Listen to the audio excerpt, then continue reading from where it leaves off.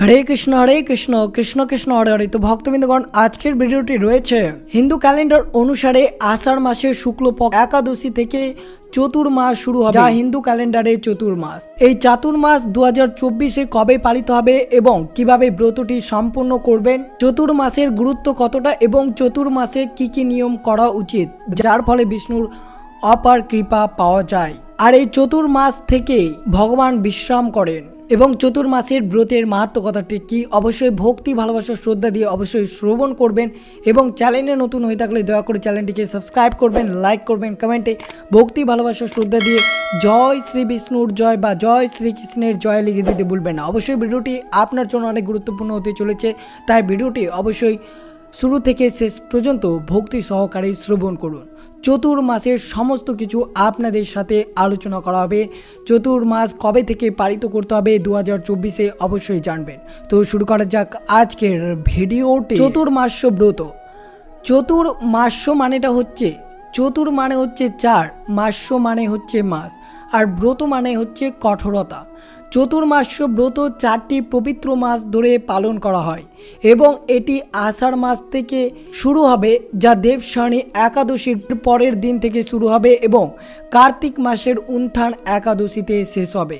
কিছু বৈষ্ণব আষাঢ়ের পূর্ণিমার দিন থেকে কার্তিক পূর্ণিমার দিন পর্যন্ত এটি পালন করা হয়। সেটা হলো চতুর্মাসের 4 মাস সময়কাল। এটা বিশ্বাস করা হয় যে ভগবান বিষ্ণু ক্ষীর সাগরে অর্থাৎ দুধের সাগরে শেষ নাগায় অনন্ত শেষ অর্থাৎ ঘুমিয়ে পড়েন, তাই দিনটিকে শয়নী একাদশী বলা হয়। অর্থাৎ এই চতুর্মাস্য ব্রত দেবশয়নী একাদশীর দিন থেকেই শুরু হচ্ছে। আর যদি আপনারা দেবশয়নী একাদশী ব্রত পালন কবে করতে হবে সেটি যদি না জেনে থাকেন তাহলে চ্যানেলে গিয়ে অবশ্যই ভিডিওটি শ্রবণ করে নেবেন। দেবশয়নী একাদশীর ব্রত মাহাত্ম্য কথা কবে, কোন কোন নিয়মে এই দেবশয়নী একাদশী ব্রত পালন করতে হয়। অর্থাৎ এই দেবশয়নী একাদশীর দিন থেকেই শুরু হবে এই চতুর্মাস্য ব্রত।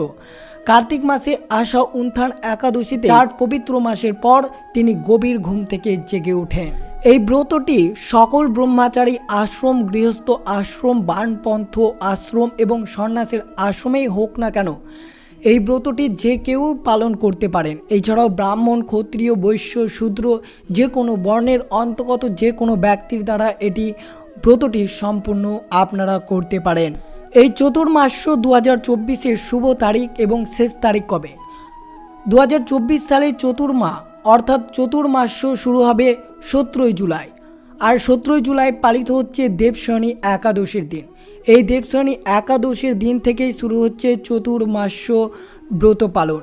হিন্দু ক্যালেন্ডারে চতুর্মা আষাঢ় মাসের শেষ দিনগুলিতে শুরু হয় এবং শ্রাবণ, ভাদ্রপদ, আশ্বিন এবং কার্তিক পর্যন্ত চলতে থাকে। এই 4 এটি প্রায় পবিত্র 4 মাস পর্যন্ত চলবে এবং 12 নভেম্বর 2024 দেবউত্থানী একাদশীতে শেষ হবে এই চতুর্মাস্য ব্রত পালন।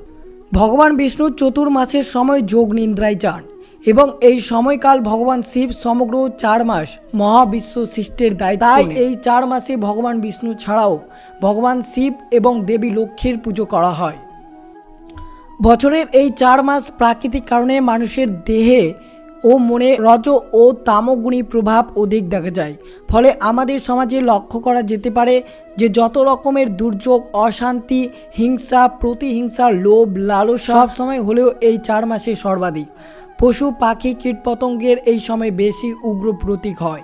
শরীর ও মনের উত্তেজনা বেশি থাকে। কাম, ক্রোধ, মোহ, লোভ এই সব জিনিস আপনাকে ত্যাগ করতে হবে। যারা লক্ষ্মীমন্ত হতে চায় তারা অবশ্যই এই সময় ভক্তি যোগ সাধন করবে, সংযত থাকবে। সেই জন্য দিনের বেলা ঘুমানো নিষেধ এই চতুর্মাস্য ব্রত থেকে। অর্থাৎ 17 জুলাই থেকে আপনারা কোনো মতেই দুপুরবেলা ঘুমানো যাবে না। শ্রীহরির বিগ্রহ অর্চনা করা, স্নান করা, সূচি থাকা, হরিনাম জপ করা, গীতা, ভগবত, চৈতন্য চরিতামৃত অধ্যয়ন করা, বাড়িঘর পরিষ্কার রাখা, সাত্বিক খাবার গ্রহণ করা এবং শুভ কাজে যুক্ত থাকা, সংযতভাবে কথা বলা, কাউকে অপমান করা চলবে না। সকল কৃষ্ণ ভক্তরা এই চতুর্মাস ব্রতের নিয়মের সময় এই সব ক্রিয়াকলাপগুলো অবশ্যই করবেন। চতুর্মাস্য ব্রতের সঠিক নিয়মাবলী। চতুর্মাস্য ব্রতের নিয়ম ভবিষ্যৎ পুরাণে, স্কন্দ পুরাণে বর্ণিত হয়েছে। খুব ভোরে ঘুম থেকে উঠে অর্থাৎ ব্রাহ্ম মুহূর্তে প্রাতঃকৃত সেরে পবিত্র জলে স্নান করতে হবে। অবশ্যই যদি আপনারা 17 জুলাই এই দিনে খুব ভোরে ঘুম থেকে উঠে যদি আপনারা গঙ্গা স্নান করতে পারেন তাহলে অনেকটাই শুভ। যদি আপনারা না পারেন তাহলে অবশ্যই 1 বালতি জলে সামান্যটুকু গঙ্গা জল মিশিয়ে আপনারা স্নান করতে পারেন। স্নানের পর অবশ্যই বিষ্ণুর মহামন্ত্রটি আপনারা জপ করবেন, ওম নমো ভগবতে বাসুদেবায় নমঃ। এরপর আরতিতে যোগ দেবেন। যত্ন নেন কোনো দিন যেন ফাঁকি না যায়। মঙ্গলময় শ্রীহরির কৃপা কটাক্ষ লাভের উপযুক্তি ব্রহ্ম মুহূর্তে শুচি শুদ্ধ হয়ে জেগে থাকা বঞ্চনীয়। আর এই দিন থেকে শুরু করবেন হরিনাম জপ করতে। যারা হরিনাম করেন তাদের আরও বেশি করে হরিনাম জপ করা উচিত। যারা হরে কৃষ্ণ মহামন্ত্র জপ করেন না তারা অবশ্যই শুরু করবেন। কলিবদ্ধ জীবের সদ্গতি লাভের একমাত্র উপায় হরিনাম। আমাদের মনকে সুরক্ষা দান করে মন্ত্র হরিনাম প্রতিদিন পারলে অবশ্যই শ্রীমদ্ ভগবদ্ গীতা, শ্রীমদ্ ভাগবত প্রভৃতি গ্রন্থ পাঠ কিংবা আলোচনা করা খুবই গুরুত্বপূর্ণ। ভগবানের কথা, ভক্তের কথা আলোচনার মাধ্যমে আমাদের হৃদয়ের কলুষতা দূর হয়, আশা ও আনন্দ সঞ্চার হয়ে থাকে। যারা ভগবত কথার সময় দিতে পারে না তারা আজে বাজে কথায় সময় পেয়ে বসে। মোটামুটি এই চতুর্মাস ব্রতের যে কেউ যদি একাদশী থেকে যদি এই ব্রতটি সম্পূর্ণ করেন তাহলে 4 মাস পর সেই একাদশী থেকেই সমাপন করতে হবে। অর্থাৎ কেউ যদি পূর্ণিমা থেকে শুরু করে তাহলে সেই পূর্ণিমা অর্থাৎ আষাঢ় মাসের গুরু পূর্ণিমা থেকে কার্তিক মাসের হোমন্তী রাস পূর্ণিমা পর্যন্ত আপনারা 4 মাস পর পূর্ণিমার সমাপন করবেন। যে সকল ভক্তরা এই চতুর্মাস্য ব্রতটি পালন করবেন তার ফলে মন সুন্দর হবে, শরীর ও প্রাণ সুন্দর থাকবে। কারণ শ্রী বিষ্ণু শয়ন করলে লক্ষ্মী দেবী পাদ পদ্মেও সেবা করতে থাকেন আর সুন্দরভাবে ভগবান নিদ্রিত হন।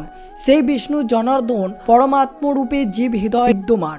বিষ্ণু যখন সুন্দরভাবে নিদ্রা যান তখন লক্ষ্মী দেবী চিন্তা করেন পৃথিবীতে মানুষেরা খুব সুন্দরভাবে ধর্ম আচরণ করছে, তাই লক্ষ্মী দেবী তুষ্ট দৃষ্টিপাত করেন। সেই দৃষ্টিপাতেই লক্ষ্মীমন্ত হয়, খাদ্য অভাব হয় না, অশান্তি বাড়ে না, আনন্দ বৃদ্ধি হয়, সুখে শান্তিতে দিন যাপন করেন।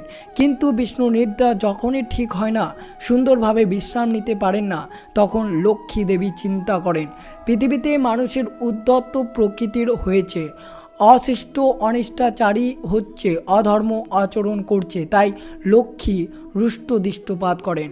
সেই দৃষ্টিপাত মানুষ লক্ষ্মী ছাড়া হয়, খাদ্যের অভাব দেখা দেয়, অশান্তি বৃদ্ধি পায়, অসুখ বৃদ্ধি পায়, লোকে দুঃখ কষ্টে জীবন কাটে। এইভাবে 4 মাস ব্রত পালন করলে জীবনে সুখ ভরে আসবে, নতুবা দুঃখের প্রভাব বৃদ্ধি হবে, অনাবৃষ্টি অন্যান্য দুর্বিপাক লেগে থাকবে।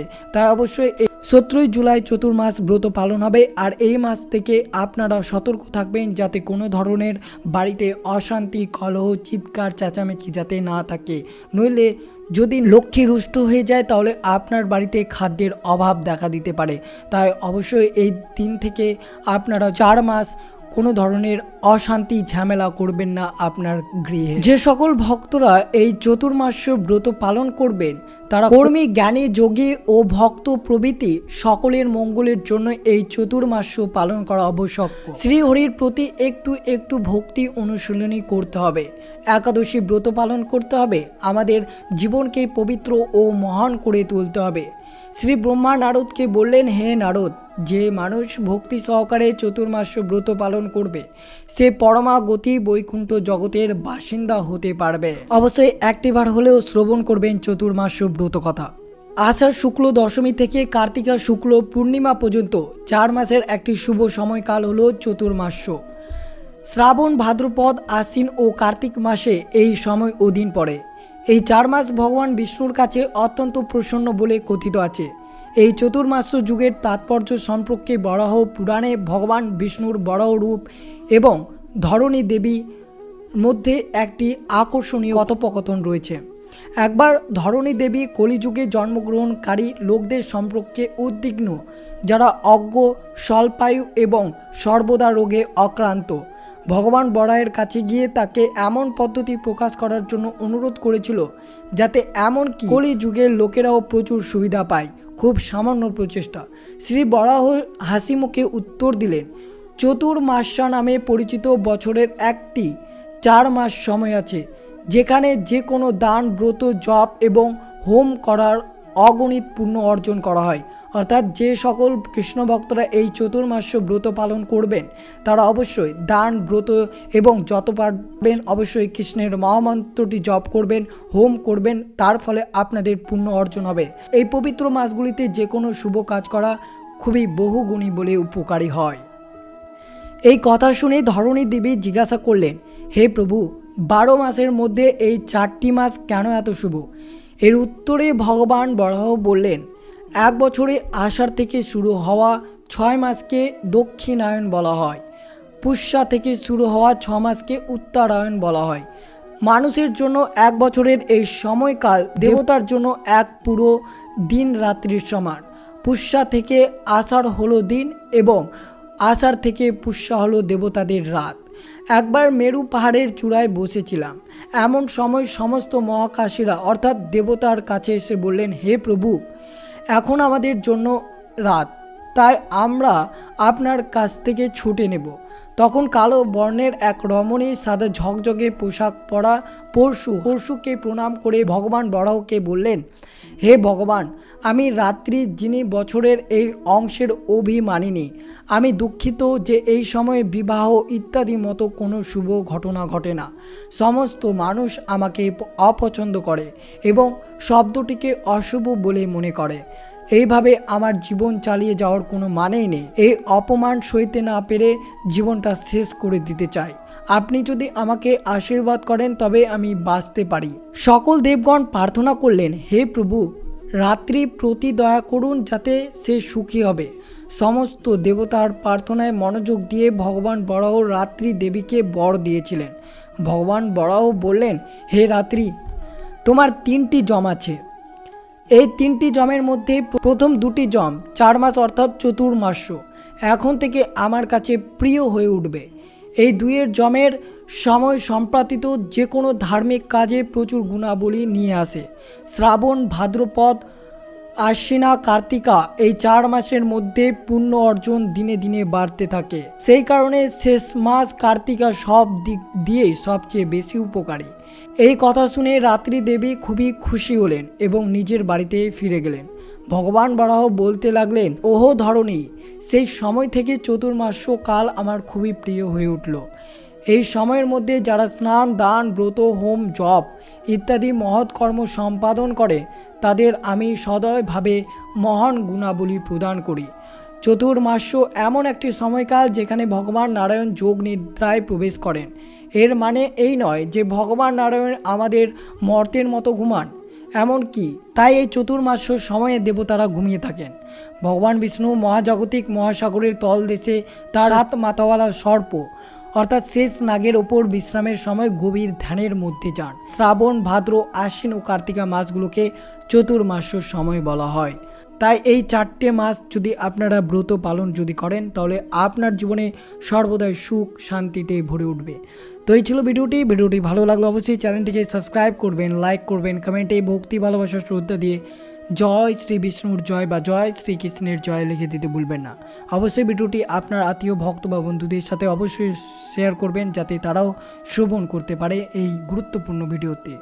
তো সুস্থ থাকবেন, সতর্ক থাকবেন। জয় শ্রীকৃষ্ণ, রাধে রাধে।